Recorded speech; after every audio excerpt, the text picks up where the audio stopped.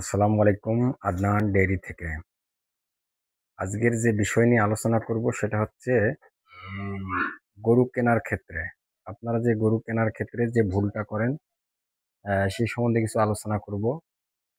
সেটা হচ্ছে আপনারা যারা নতুন খামার করতে চান, নতুন এবং পুরানা, তারা যে ভুলটা করেন সেটা হচ্ছে আপনারা যে কোনো জায়গায় গরু কেনেন, সেটা পাবনায় কেনেন, সিরাজগঞ্জে কেনেন, বগুড়াতে কেনেন বা নীলফামারী বা বিভিন্ন জায়গায় যে আপনারা দুধের গাভীগুলো ক্রয় করেন, সেক্ষেত্রে আপনারা যে মারাত্মক ধরনের যেটা ভুল করেন সেটা হচ্ছে গাভীগুলোর বাচ্চার বয়স যখন 2 থেকে 3 দিন 5 দিনের নিচে থাকে, আপনারা সেই ধরনের গাভীগুলো সংগ্রহ করেন এবং 5 দিনের আগেই আপনারা গাভীগুলো বাচ্চা সহকারে নিয়ে আসেন।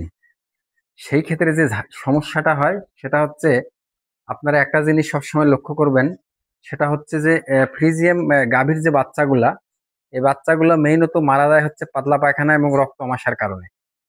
তো আপনারা যখন সদ্য বাচ্চা দেওয়া গাভীগুলা অন্য জায়গা থেকে নিয়ে আসবেন, সেক্ষেত্রে যে সমস্যাটা হয় সেটা হচ্ছে বাচ্চাগুলো দেখবেন যে আনার পর থেকেই পাতলা পায়খানা এবং রক্ত আমাশা শুরু করে দেয়।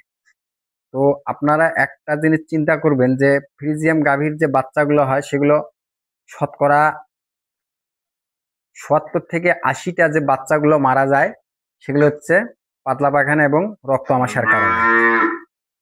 তো আপনারা যে ভুলটা করেন সেটা হচ্ছে যে আপনাদের গাভী কিনতে গেলে আপনারা যে কোনো জায়গায় কেনেন, আমি আগে বললাম যে আপনারা পাবনা থেকে কেনেন, সিরাজগঞ্জ থেকে কেনেন, বা বগুড়া থেকে কেনেন বা নীলফামারী ডোমার থেকে কেনেন, যে কোনো জায়গা থেকে কেনেন, একটা জিনিস ভুল করবেন না, সেটা হচ্ছে আপনারা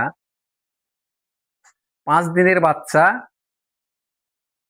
যে গাভীটা 5 দিনের বাচ্চার বয়স হয়ে গেছে, এই গাভীটা অবশ্যই আপনাদের কেনা যাবে, কিন্তু আপনাদের জায়গা গাড়ি জার্নি করা যাবে না। জার্নি করলে কি হবে, একটা আপনি গাভী কিনছেন 2.5 থেকে 3 লক্ষ টাকা দিয়ে, আপনি যদি এই 1 থেকে 5 দিনের বাচ্চাটা গাড়িতে দিয়ে জার্নি করান, তাহলে আপনার বাসায় এসে সর্বপ্রথম যে কাজটা হবে সেটা হচ্ছে পাতলা পায়খানা ধরবে, পাতলা পায়খানা এবং রক্ত আমাশা। তো পাতলা পায়খানা এবং রক্ত আমাশা ধরলে আপনার বাচ্চাগুলা মারা যাবে। আপনার 2.5 থেকে 3 লক্ষ টাকা দিয়ে গাভী কিনে যদি বাচ্চাগুলো মারা যায়, তাহলে আপনার মোটামুটি আপনার লস দাঁড়াবে 50 থেকে 60। সর্বনিম্ন যদি আপনার লস হয় সেক্ষেত্রে 50,000 টাকা। তো আপনারা এই ভুলটা কখনো করা যাবে না। আপনারা অবশ্যই গাভী কেনার সময় 10 দিন থেকে 15 থেকে 20 দিন, 1 মাসের মধ্যে যে বাচ্চাটা, সেই বাচ্চাটা নিয়ে আসবেন। তাহলে কি হবে, বাচ্চাটার এসে পাতলা পায়খানা হবে না এবং রক্ত আমাশা হবে না। 10 দিন থেকে 1 মাসের মধ্যে যে বাচ্চাটা আসবে, সেই বাচ্চাটার শরীরের মধ্যে একটা রোগ প্রতিরোধ ক্ষমতা তৈরি হবে। সেক্ষেত্রে আপনাদের বাচ্চাটা পাতলা পায়খানা এবং রক্ত আমাশা হবে না এবং বাচ্চা মারা যাবে না। তবে 1 থেকে 5 দিনের বাচ্চা আপনারা যদি নিয়ে আসেন, সেক্ষেত্রে 100-র মধ্যে 50% সম্ভাবনা থাকে বাচ্চাগুলা নষ্ট হওয়া যাওয়া, বা যাকে মারা যাওয়া বলা হয়।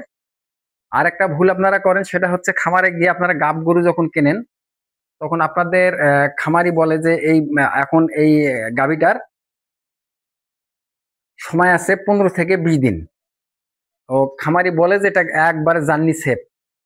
এই ভুলটাও আপনাদের কখনো করা যাবে না, কেননা সর্বশেষ টাইম হচ্ছে আপনার 285 দিন। তো 277 দিন যেদিন হয়, তাহলে থাকে হলো 15 দিন। তাহলে আপনাকে 15 দিন থাকাতে বলা হয় যে এটা এখনো 15 দিন সময় আছে, আপনারা গাভী নিয়ে যান জার্নি সেফ। সেই ক্ষেত্রে অনেক সময় কি হয়, আপনাদের গাড়িতেই বাচ্চা প্রসব হয়ে যায়। যদি একটা গাভীর গাড়িতে বাচ্চা প্রসব হয়ে যায়, সেক্ষেত্রে 100% রিস্ক হয়ে যায়। বাচ্চা এবং মার দুজনের জন্যই 100% রিস্ক হয়ে যায়।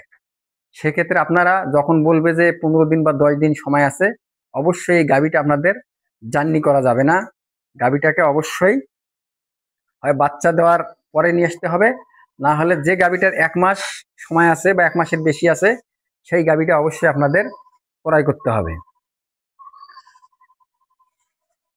কারণ একটা গাভী লাস্ট টাইম হচ্ছে আপনার 285 দিন। তো 285 দিন যদি হয়, সেক্ষেত্রে আপনার ৭৪ দিনে বলা হচ্ছে যে গাভীটার ১৫ দিন সময় আছে, কিন্তু না, গাভীটার একদিন সময়ও কিন্তু নাই, যে কোনো সময় গাভীটার বাচ্চা হতে পারে। এই ক্ষেত্রে আপনাদের এই ভুলটাও কখনো করা যাবে না। অবশ্যই চিন্তা ভাবনা করে আপনাদের গাভী ক্রয় করে জার্নি করাতে হবে। এই ছিল আজকের ভিডিও। আসসালামু আলাইকুম ওয়া রাহমাতুল্লাহি ওয়া বারাকাতুহু।